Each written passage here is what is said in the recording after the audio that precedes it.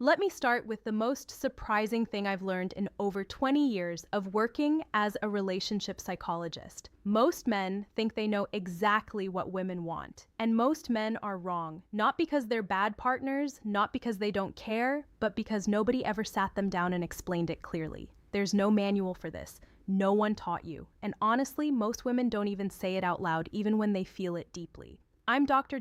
Claire Dawson, and I've spent more than 2 decades working with couples right here in Canada. From Vancouver to Halifax, from young newlyweds to people in their 60s and 70s who've been together for 40 years and still feel like strangers in the same bed. I've sat across from thousands of men who genuinely wanted to do better, to be better, but simply didn't know how to reach their partner anymore. Today, I'm going to change that for you. In the next few minutes, I'm going to show you 7 specific places on a woman's body. Places that go far beyond the physical. Places that, when touched with awareness and respect, unlock something emotional, something deep. And I'm going to tell you right now, most of you will be surprised because none of these 7 places are what you're probably thinking. Here's the thing I want you to understand before we get into it. The female brain doesn't separate physical touch from the emotional meaning. For a woman, especially a woman in her 40s, 50s, or 60s, touch is never just touch. Every time you reach out and make contact, her nervous system is asking a question. Is this safe? Does he see me? Does he care? If the answer is yes, her whole body relaxes. She opens up, she moves towards you. If the answer is no, or even just, I'm not sure, she pulls back, not because she doesn't love you, but because her body is doing what it was designed to do. Protect her emotional self first.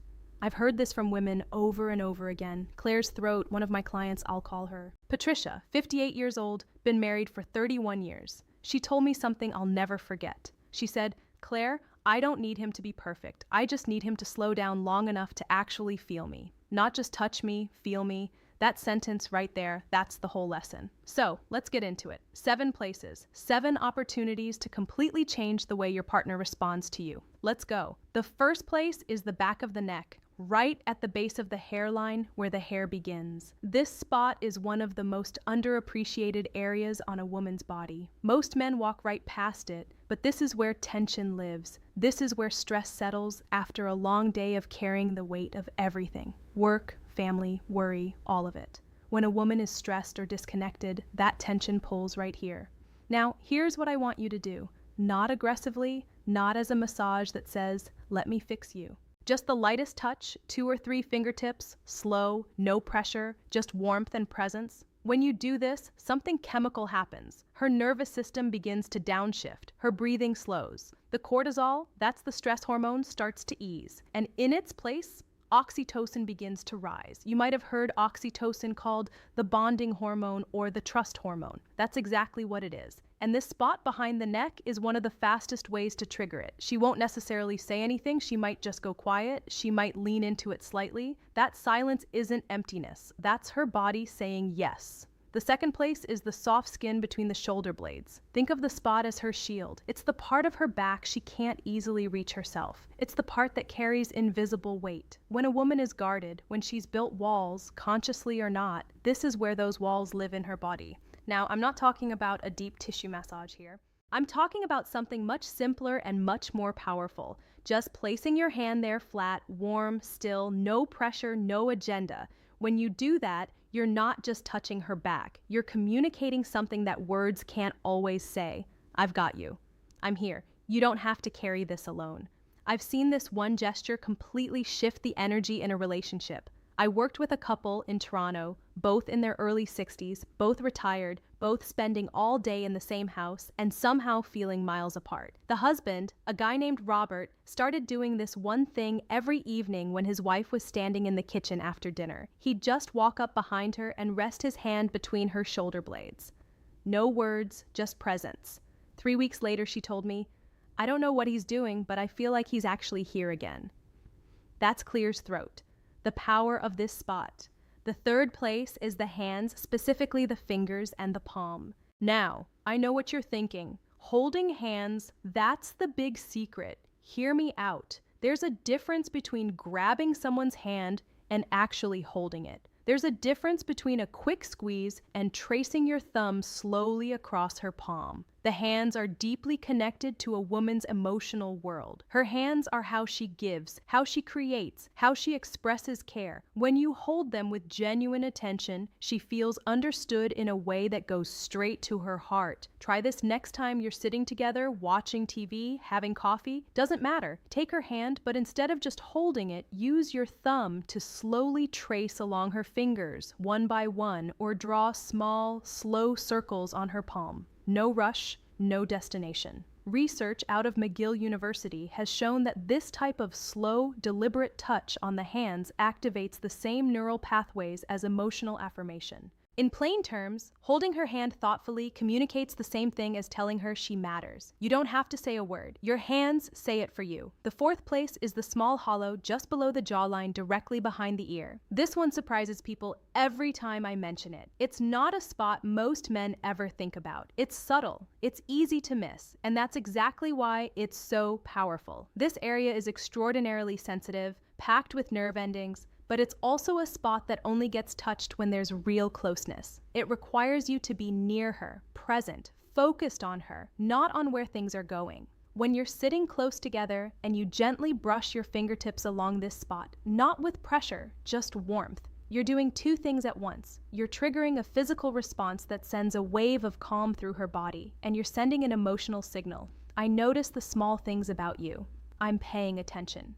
Women feel this one differently than almost any other touch. It doesn't feel aggressive or demanding. It feels like being truly seen. And being truly seen, that's one of the deepest needs a woman has in a long-term relationship. One thing I always tell the men I work with, if she doesn't lean into it immediately, don't push. This spot requires trust. If the trust is still being rebuilt, just be patient. Over time, as your presence becomes more consistent, she will. The fifth place is the inner thigh near the knee, far from any intimate area. Now, I want to be really clear about this one because the placement matters enormously. We're talking about the soft skin on the inside of the leg, close to the knee, not higher, not rushing anywhere there. This area carries a lot of emotional weight for women, often without them even being consciously aware of it. A respectful, unhurried touch here communicates something very specific. Closeness without pressure, desire without demand. The key is rhythm. Slow, even like you have nowhere to be and nowhere to go. Like this moment is complete in itself. I've had women tell me that this kind of touch, when done with patience and respect, felt more intimate than anything else their partner had done in years because it said something powerful without saying a word. I want to be close to you. I'm not rushing you. I'm just here. That message in a long-term relationship, especially as we get older, it can feel like water in the desert. The sixth place is the lower back, that hollow between the waist and the hips. The lower back is the physical center of a woman's body. It supports everything. It carries everything. And in most relationships, it goes completely untouched. When you place your hand gently on a woman's lower back, especially when you're standing behind her and your chest meets her back, something remarkable happens neurologically. The brain interprets that position as protection, as stability, as someone saying without words, "I'm behind you." Literally and figuratively, this isn't about control, it's about containment in the best sense, the kind that makes someone feel safe enough to let their guard down. I want you to think about the last time you stood close to your partner from behind and just rested your hand on her lower back, not going anywhere, just there. If you can't remember the last time you did that, that's worth noticing. Try it this week. Not as a technique, as a genuine expression of presence. Stand close, place your hand there, breathe. Let her feel that you're not in a hurry, that you're not trying to get somewhere, that this just being near her is enough for you right now. The seventh place is the most surprising one. And I'll tell you right now, it's not what most men expect. It's not the chest. It's the lower abdomen, the area around and just below the navel. This is the most emotionally significant area on a woman's body, and it's the one that gets overlooked most often. Men either skip right past it or only ever touch it in a way that signals they're headed somewhere else. Both of those are missed opportunities. The lower abdomen is where a woman holds her deepest sense of self. There's real neuroscience here. This area has a dense concentration of vagal nerve connections, which means it's directly wired to the body's emotional regulation system. When this area is touched with genuine care and slowness, it doesn't just feel physical. It feels like being held at the very core of who she is. I always describe it this way to the couples I work with. Imagine you're holding something irreplaceable, something fragile and precious. You wouldn't grab it. You wouldn't rush. You'd move slowly with both hands with complete attention. That's how to touch this place. A warm hand placed gently and with zero urgency on her lower abdomen.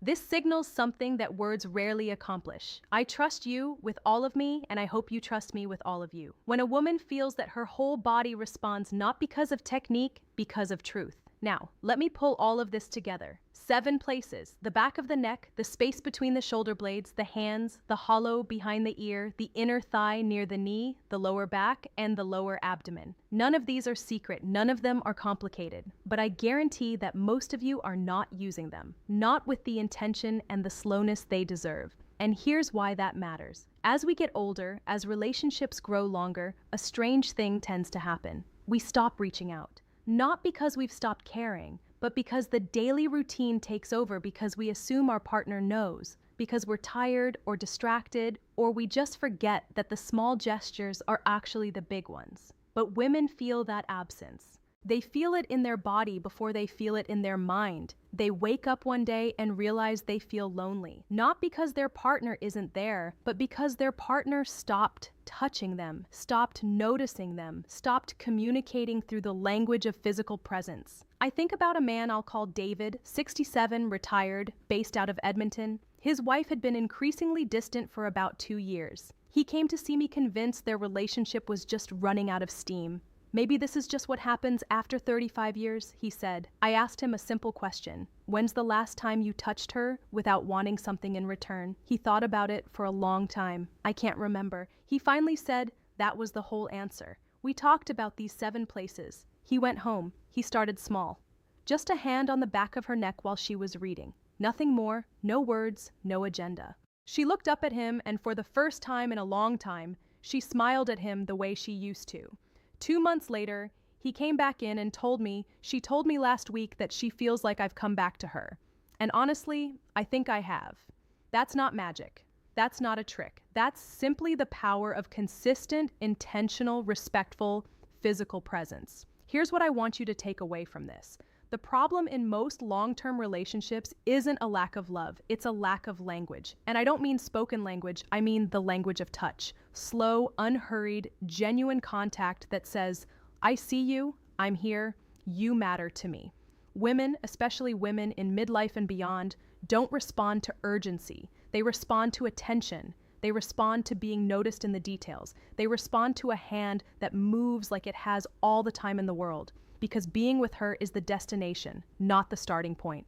And here's what the research consistently shows. And I've seen this play out in my own practice over and over again. Women have on average significantly more sensitive skin nerve receptors than men, particularly in the areas we talked about today. The neck, behind the ear, the fingers, and the lower abdomen. These zones aren't just physically responsive, they're emotionally wired. Touch in these areas triggers oxytocin release, yes, but more than that, they trigger a felt sense of safety. And safety is the foundation of intimacy. You can't have one without the other. A study done up at the University of British Columbia looked at touch patterns in long-term couples and found that the couples who maintained regular non-sexual physical contact, the kind that wasn't leading anywhere, just present and caring, reported significantly higher levels of emotional connection and relationship satisfaction, even when other areas of their relationship had challenges. The couples who had stopped that kind of contact, they consistently described feeling like roommates. Don't be roommates with the person you love. So, here's where I want to leave you today. Start small. Tonight, if your partner is nearby, walk up to her and place your hand on the back of her neck. Don't say anything, don't expect anything, just let your hand be warm and still. See what happens.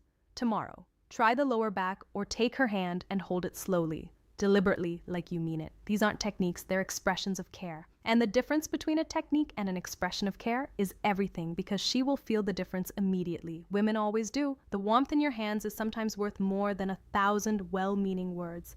The touch that has no agenda, that asks for nothing, that simply says, I'm here and you're the reason.